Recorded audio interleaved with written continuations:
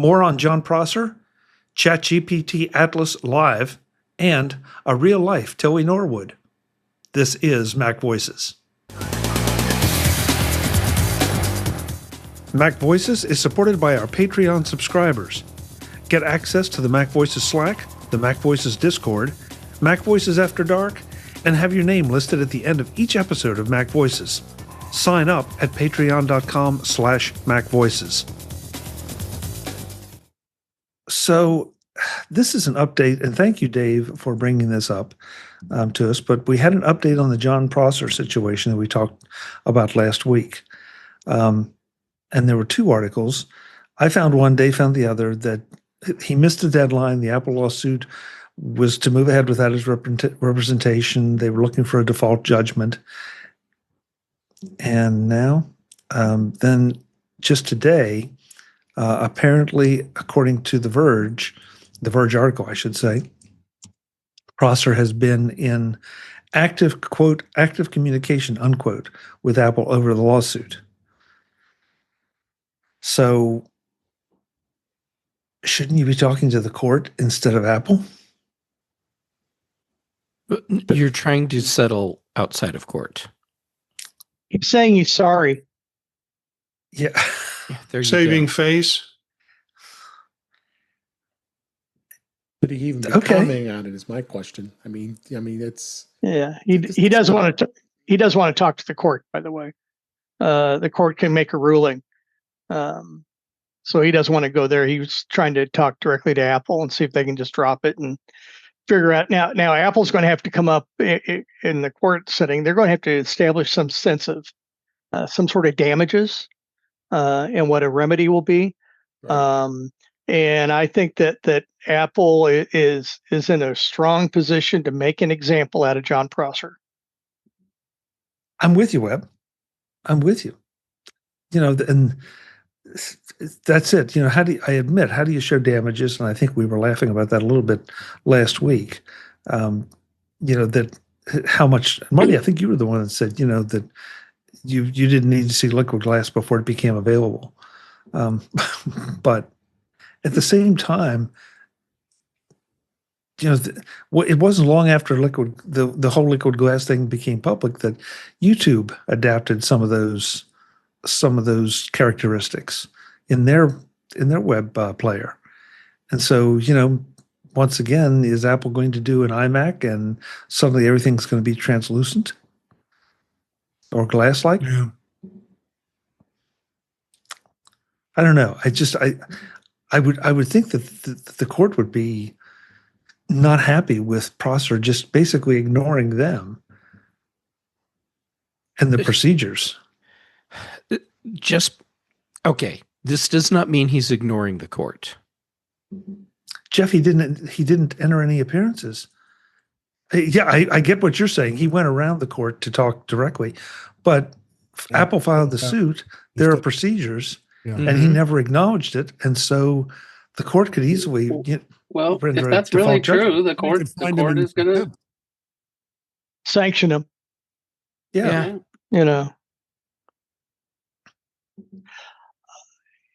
They're trying to negotiate something here. That's the only thing that makes logical sense.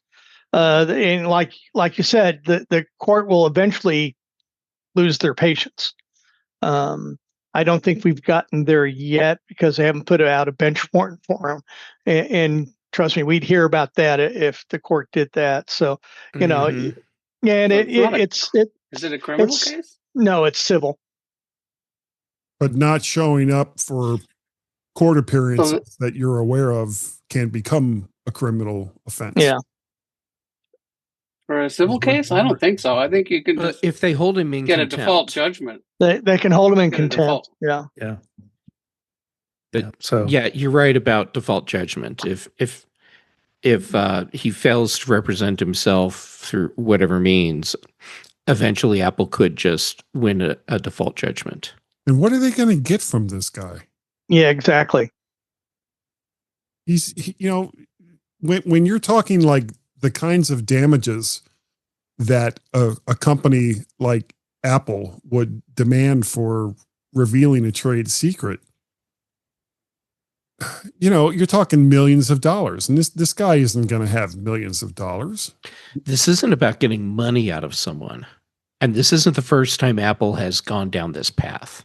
This is about breaking down and destroying Jon Prosser and his business.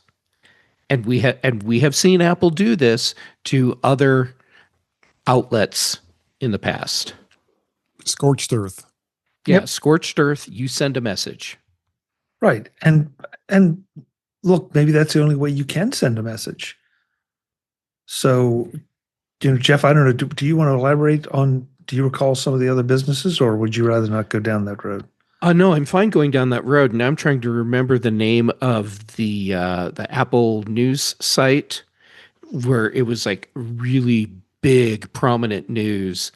It was the iPhone that was found. It was found, yeah. And it was in Gadget, wasn't it? No. That doesn't sound right. No, I mean, Engadget's still around, so no, wasn't Engadget. 'Cause whichever publication it was, they ended up just shutting down and disappearing because of Apple's relentless lawsuit. Man, who was that? I'm sorry, I cannot remember. But that was like the big prominent one. Think Secret? That sounds right. I remember looking that up too. I don't know. Look. Regardless, I mean, I would like to see Prosser punished in some way. Not necessarily because he did any kind of serious harm to Apple, but just because if you don't stop him now, or people like him, then what's going to happen next time? When somebody, you're right. Sorry, didn't mean to step over you there. No, but so it was Think Secret. So what do you do with the next person? And at what point do you say, okay, this one's really worth going after? I mean, because if that happens, then the horse is out of the barn. The secret, whatever it was or is already out. And so all you can get is damages as far as, and you haven't prevented anything. No, what you're doing is preventing the next one. Right. Was Think Secret. Yeah. Good job, Dave, Martin. Yeah. Dave, you're up on this one because you brought that in, that OpenAI today announced ChatGPT Atlas, a dedicated AI browser. Yeah, I just downloaded it earlier today once I discovered it and put it in our Slack. It's a dedicated browser integration with ChatGPT. And I guess they say, what's the question? What can you do with your browser? It's Chromium based. It's got a ChatGPT based response. There's quick access tabs. I mean, it's just like a good standard browser. It does import your bookmarks, import your settings, and it's trying to compete with basically Safari and Chrome. It didn't have any support to Firefox, so I had to import my bookmarks manually. But it looks like just a competing browser that is going to be out there to work alongside with ChatGPT. I mean, I'm using ChatGPT so much more now. Then why not? I haven't been in my permanent browser just yet. It just literally got it like a few hours ago before the show. So I want to try it out so much. But it's a very crowded browser market as it is anyway.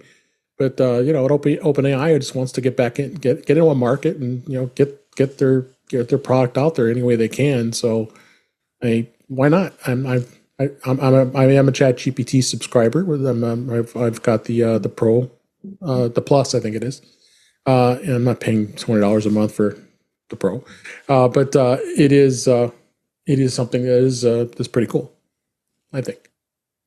Thoughts? Dave, you brought up the one thing which didn't quite go far enough. You are a ChatGPT subscriber. Does Atlas require you to sign in? It does. Okay. So in theory, you're getting the benefit of everything else you've done in ChatGPT as part of your browser search. Right. And it's giving you a browser experience is what I've tried so far. Again, it's still early for me to give you a full out review of it. I got a user for a bit. Like I said, it just got announced literally a few hours ago once it was discovered here. So, but yeah, no, as far as I know, you have to sign into the ChatGPT account, and it requires a Pro or a Plus subscription. Okay. Yeah, when you sent this, I hadn't seen it yet, and I'm anxious to try it just because of how much I've started using ChatGPT as my search engine, just in its own interface. And so, how that will change in a dedicated browser setting is going to be very interesting. So I'm going to ask a naive question. What's the advantage of using it within a browser versus using the standalone macOS app? Good question. Again, I can't really make a review of that knowing without spent a lot of time with it. Just to be fair, good question. I have a hypothesis. Yeah, I like your hypothesis. Okay, so today, there's really not much difference between using a web browser that is ChatGPT versus using their app to do your searches, or even just using your current web browser to perform your ChatGPT activity. This is about getting people on board with where OpenAI and other companies that are making their dedicated browsers. This is about getting us on board for the future, where they want us to not be looking to Chrome as our place for everything. This is about getting us totally into that specific AI company's ecosystem for everything. So your default isn't, I'm going to open this browser and then go to this website. It's, I'm going to open ChatGPT and do everything from in there, including my web browsing. But do you have to be a paid subscriber to get any of those benefits? Well, ultimately, sure. Yes. But if I'm already a paid subscriber, the idea that I might be getting now an extra benefit as a paid subscriber because my searches are done inside ChatGPT, which I'm finding to give me better options than some of the others. Here's the freaky part about the setup. It tells me when I joined ChatGPT, how many days ago. Yeah. 1018. I'm not too far from you. Yeah. OpenAI, Perplexity, it doesn't matter which company it is. These companies want you to look to them for your future online and not to Google. They want you to do ChatGPT questions for your web searches. Right. Not do a Google search. Okay. So lock you into their ecosystem. Right. So getting past browser wars, now we're getting into AI wars. Yes. Oh, absolutely. Absolutely. That should scare the hell out of everybody. Well, and the other thing is this is a Mac OS app only. It's not available on Windows at all right now. If I would anticipate maybe in the future, but for now they opened it up first to Mac OS users. So well, theoretically they'd be going almost head to head with Copilot, whereas in the Mac space things are a bit more fragmented. Although the Copilot is working just fine in a Mac, so I use it daily at work, since that's our tool of choice. But yeah, that probably makes sense in a core of folks that basically what Microsoft did is they kind of more or less embedded let's get them switched Copilot to the Edge browser because it's basically a shortcut. It's not an actual integration just yet, I wouldn't be at all surprised Microsoft's looking at something like this because I believe, in fact, I just got it. I haven't had a chance to really spend it. It's called Copilot Vision, and that's something new that I just haven't had a chance to take a look at. I just got notification about it today, so a lot of fresh stuff here. Maybe that could be the where it's at there with on Microsoft side of things. I'll tell you, the app or the browser, excuse me, looks exactly like the Microsoft or the Mac OS app. Yeah. Except it has your sites, your bookmarks across the top. Right. And instead of pulling down, you just keep sliding the bookmarks over till you get to the one that you want. It's interesting. But I feel like I'm in ChatGPT. I don't feel like I'm in a browser. Right. No, I got no, go ahead, Dave. Sorry. No, I got a little confused because Copilot Vision is a feature of Copilot that allows the system to see what you see on the screen or select Windows apps and provide real-time insights, explanations, guidance, and context-aware help. So it's still a little different than what this browser does. So just want to clarify that. And I'm making a presumption here because I haven't even had a chance to download it, let alone play with it. But I'm guessing that if I log in as me, then it's going to have access to everything I've asked ChatGPT. Absolutely. And that's something that I know some people are uncomfortable with. I'm not sure I'm completely comfortable with it, but I admit I do like the idea of being able to go back and say, basically to ChatGPT, hey, remember that thing I asked you about, last week? Can you remind me what you told me about it? And it'll tell me. It's call it tracking, call it learning about me, whatever you want to say.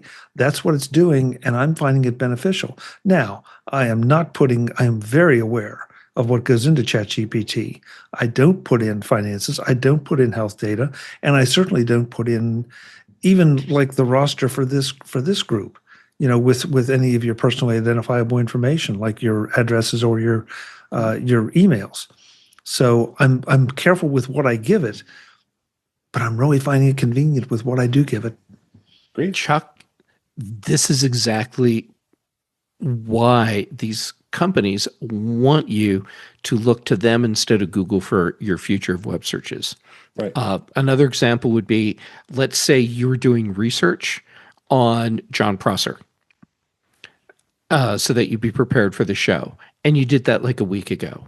And this evening, you're like, oh, I should double check.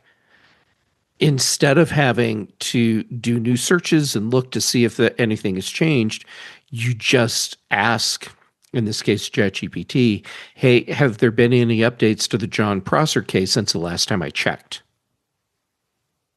Yep. And that's a very powerful search right there. Yeah, sure is. And not only is it powerful, Jeff, but it's something that I want. Mm-hmm. That is truly useful. It means I'm not wasting my time going through and saying, oh, okay, here's this new article that has this piece of information. Well, is this really a new article? Is this piece of information really new? So, yeah. Mm-hmm. Yeah. I'm running Workana on it right now, by the way, Jeff. Oh, cool. Thank you for checking on that for me. Do you have a paid subscription, Jeff? No, but the ability to use Workana with their browser does make a paid ChatGPT subscription more enticing. How much is it? $20 a month. I don't pay that. I'm not giving that to Comcast or Xfinity anymore. I might as well give it to somebody. Yeah. The problem is the folks that are playing with this all have paid accounts. We need someone, maybe even in the chat room, who doesn't have a paid account to see if they can get access to it. Well, why don't I download it right now? We can find out. What could go wrong? Right. Well, while Jeff is doing that, Webb, you said you had a Grok story that you were willing to share. You recall that 3, 4, 6 weeks ago on the show, I'd mentioned that on the latest software update to my Tesla, that it now includes Grok. And so I pulled out the car and I was driving it, and Tracy was with me when we were driving to the airport to head to our trip to Nashville last week. And I said, hello, Grok, and he goes, hi.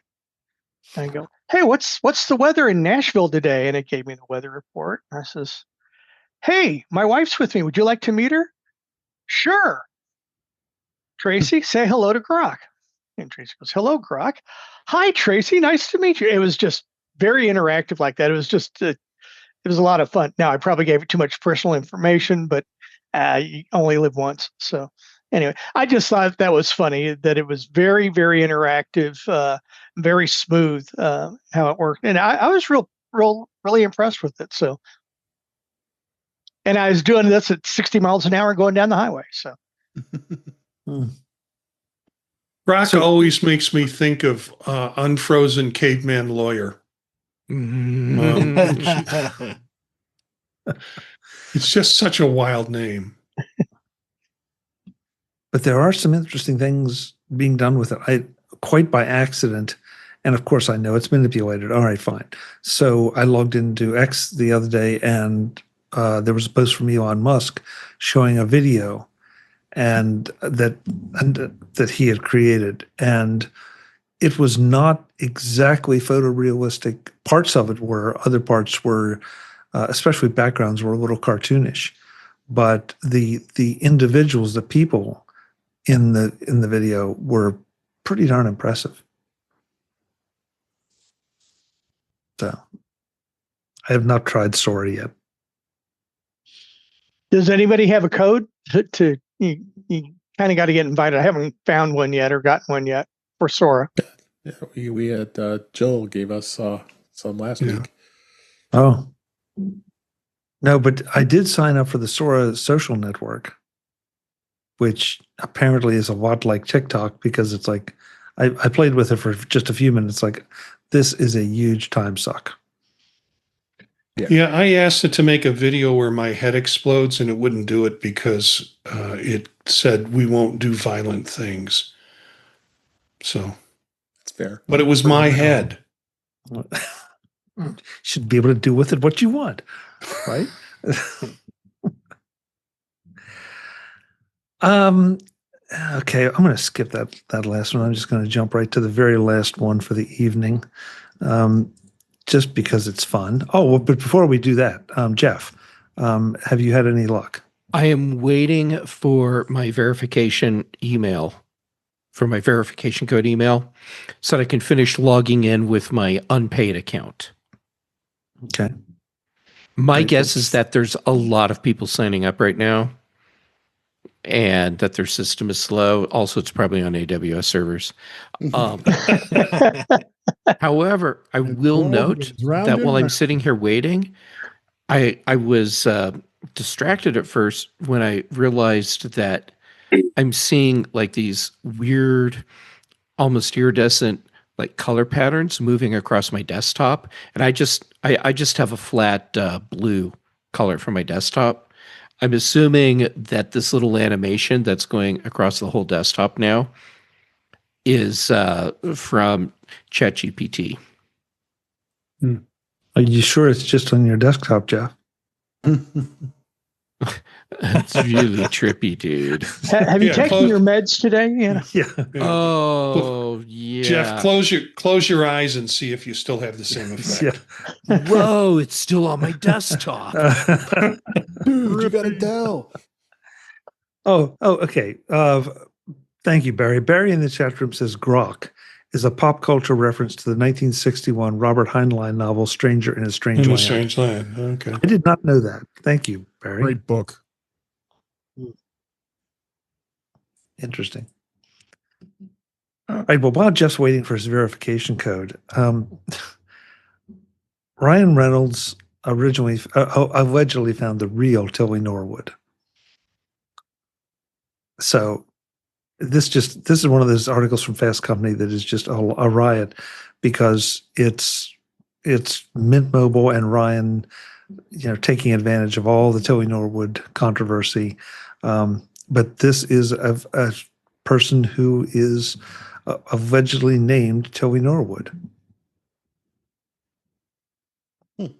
I thought it was there's probably more than one person with that name. It's Natalie. She kind of assumed the nickname Tilly. Yeah. But but if they were paying me Mint Mobile money, I would call myself Tilly Norwood. Same. And I would put on a dress and I'd wave. I'd stand next to Ryan Reynolds. You in a dress, Marty? That'd be floating.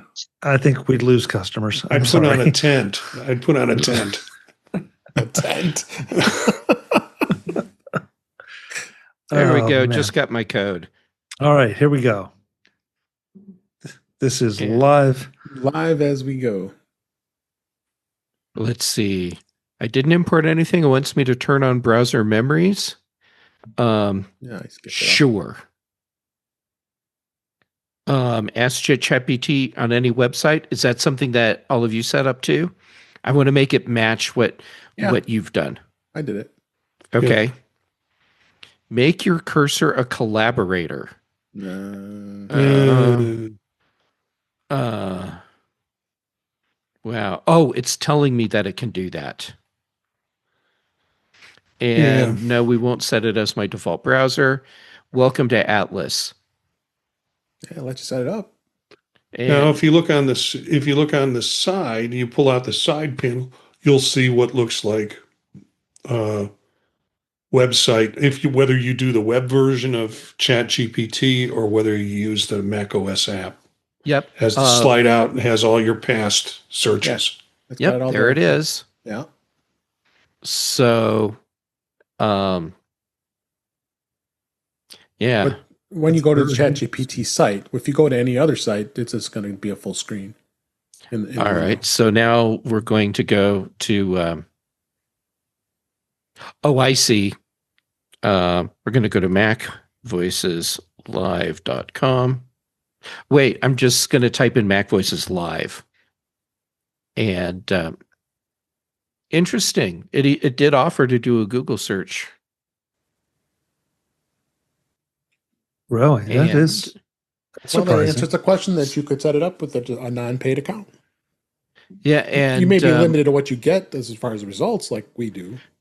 Yeah. So what it did was when I just typed in MacVoices Live, it told me all about the shows, but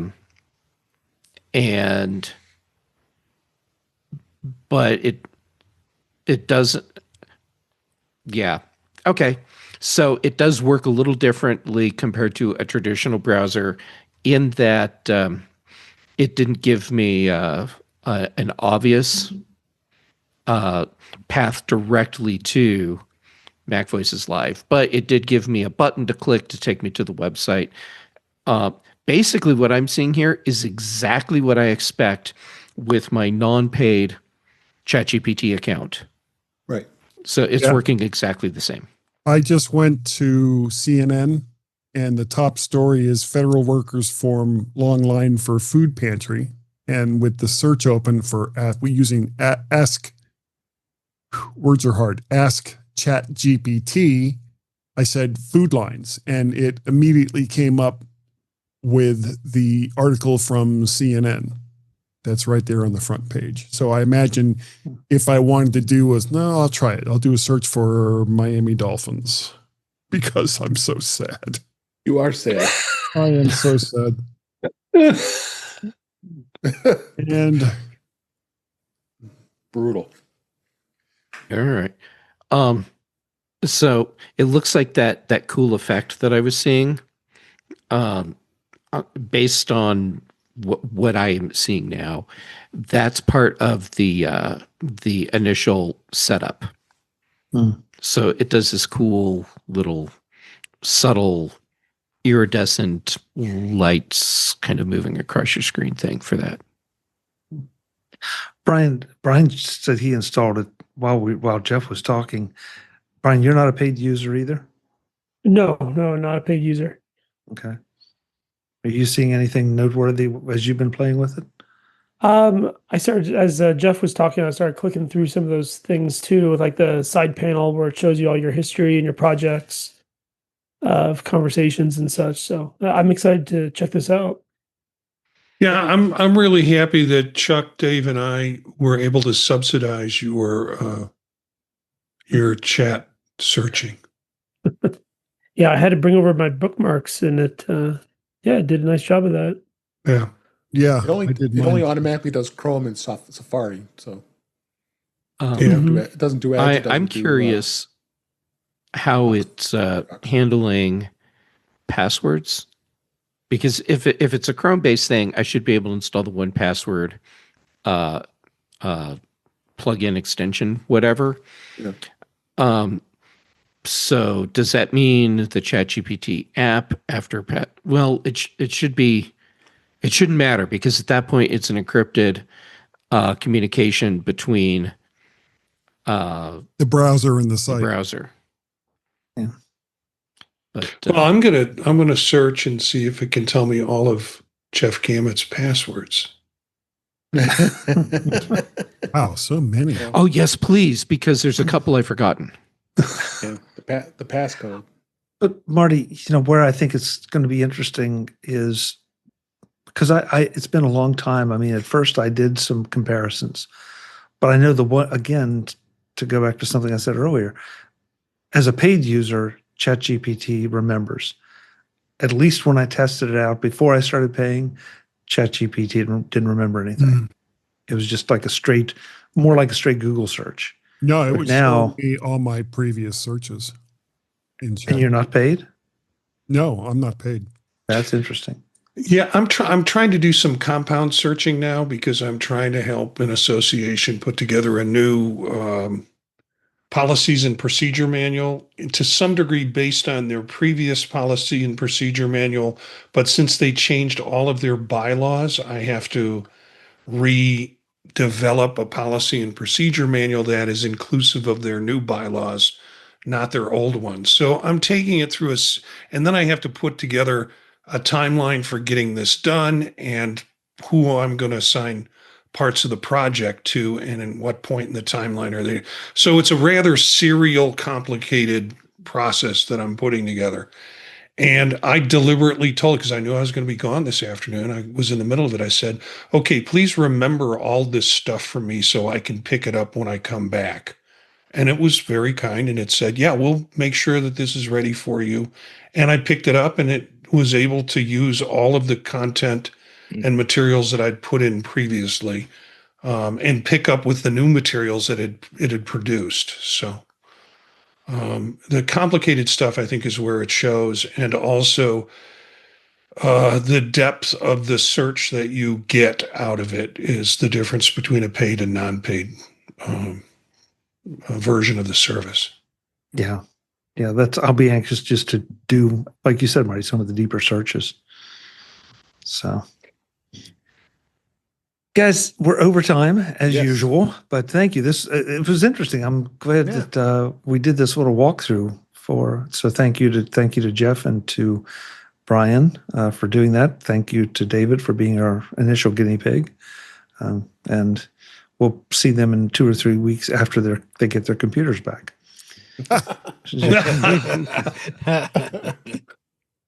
Let's go around, let folks know where they can find you, and then we'll head to After Dark. So we'll keep the same order this time. David Ginsburg, thank you very much for being here and for being our new Atlas experimenter. Where can folks find you? Thanks. Always a pleasure being here. You can find me at In Touch with iOS, intouchwithios.com. The YouTube channel is youtube.com/intouchwithios. I'm on Vision Profiles with Marty and Eric on Monday nights. That's at 8 p.m. Central, 9 p.m. Eastern. Here on Tuesdays, Thursdays, we record In Touch with iOS, 8 p.m. Eastern Time, 5 p.m. Pacific on our YouTube channel. On the Mac Show on the British Tech Network on Fridays in the morning, usually. And you can find me on the social medias, Blue Sky and Mastodon mostly, Dave G65. Thank you, David. Thank you. Thanks. Brian Flanigan-Arthurs, thank you for being here. And I want to say that Brian just threw in a screenshot into our private chat, so I can't put in the public chat, but of the password manager in Atlas. So that's something for anybody that wants to check it out. I'm still not sure I would be comfortable storing my passwords there until I know more about it. Right. But at least they have something. Thank you for sharing that, Brian. Where can folks find you?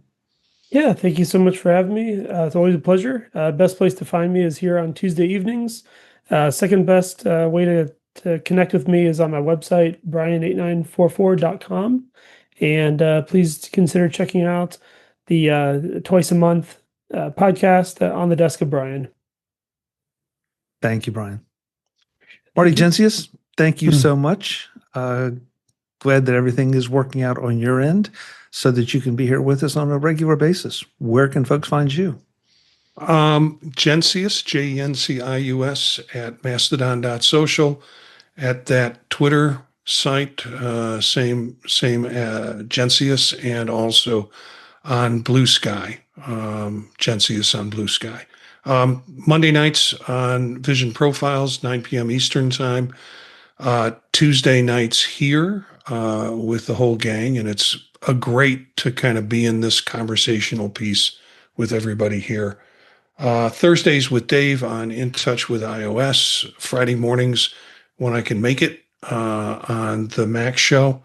And if you want to find out about all the other projects that I'm involved in, the podtalk.net is the website, and that'll have other podcasts of interest that you might want to give a listen to.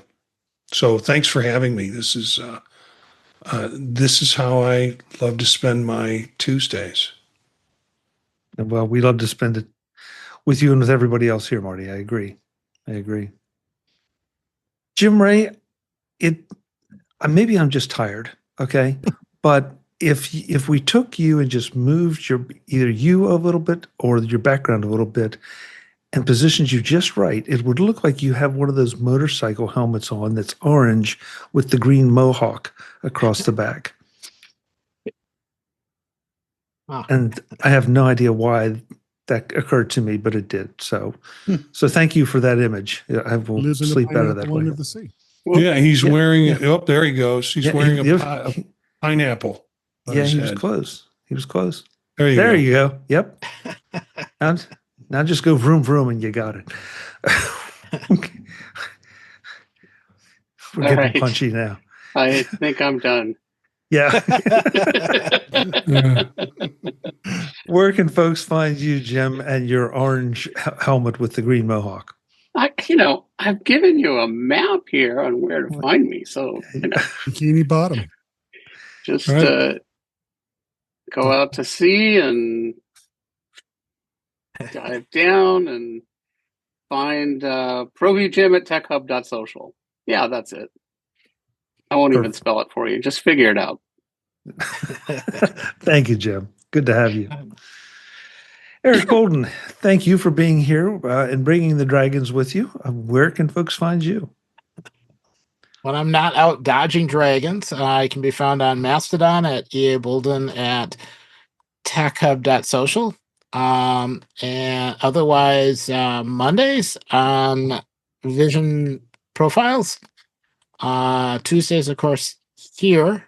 And Thursdays on In Touch with iOS, kind of progressing through all of the operating systems throughout the week.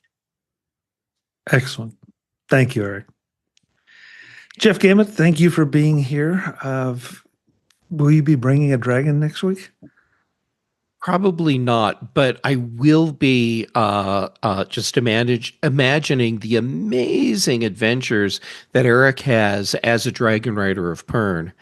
Watch out for the threads.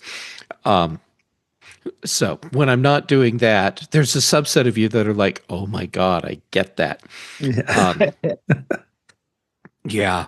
How about Jay Gamet on social media? And I'm most active right now on Mastodon, Blue Sky, and PixelFed.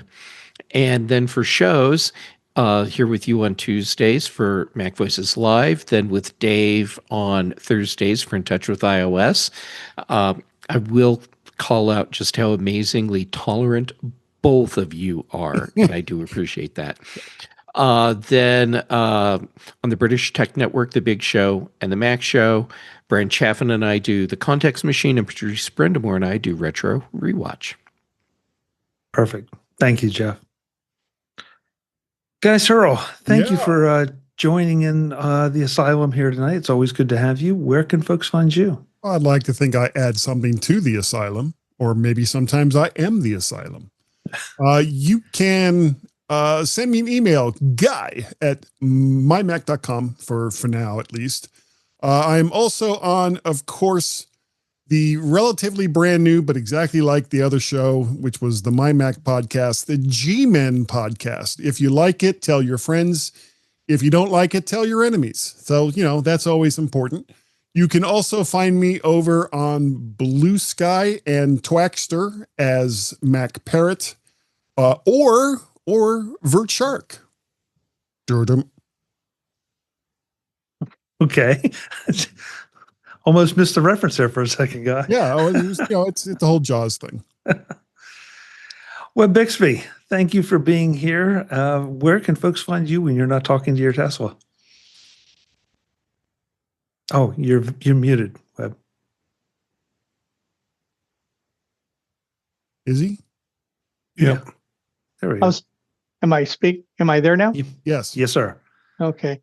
I'm having all kinds of audio problems. It's I'm blaming Tahoe. So anyway, Web Bixby, WEBBIXBY. You can find me at all the socials, but I kind of talk about Blue Sky because I like the name. Perfect. Thank you, Web.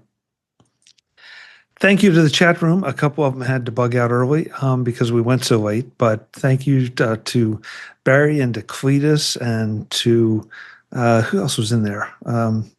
Brian. Barry, Cletus, Brian. Well, yeah, members of the panel here were in.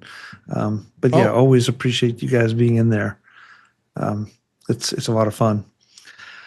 This is Mac Voices Live. We do this every Tuesday night, and we'd love to have you join us in the chat room as well. YouTube.com/MacVoicesTV. We will see you next Tuesday, but until then, thanks for watching. Visit MacVoices.com for show notes and to connect with Chuck on social media.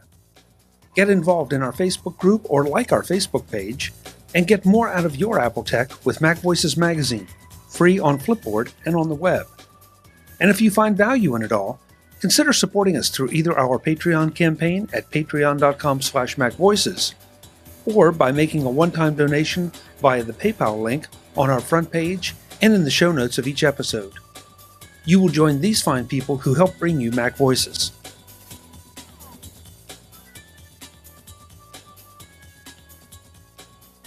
Advertising handled by Backbeat Media at backbeatmedia.com. Bandwidth provided by CacheFly at cachefly.com.